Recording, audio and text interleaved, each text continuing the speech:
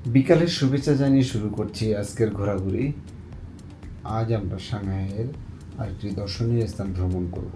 1920 থেকে 30-এর দশকে বার্ন ছিল সাংহাইয়ের আর্থিক রাজধানী, যা শহরের প্রাণকেন্দ্র ওয়াংপো নদীর পশ্চিম তীরে অবস্থিত।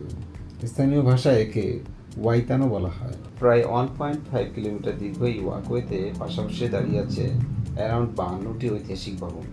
এগুলো গথিক, বরোক, নিও ক্লাসিক্যাল ও আর্ট ডেকো স্থাপত্য শৈলীতে নির্মিত। ব্রিটিশ, ফরাসি ও রুশ প্রভাবের এই চমৎকার স্থাপত্যকলার জন্য একে বিশ্ব স্থাপত্যের জাদুঘর বলা হয়।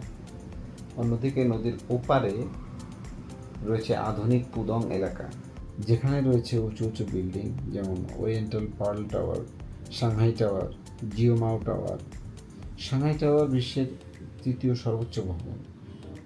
দিনের বেলায় যেমন পুরনো আর নতুনের অসাধারণ কন্ট্রাস্ট দেখা যায়, তেমনি রাতের বেলায় আলোকসজ্জায় হয়ে ওঠে স্বপ্নীল এক নগরী, যা দেখতে প্রতিদিন হাজার হাজার দর্শক জড়ো হন।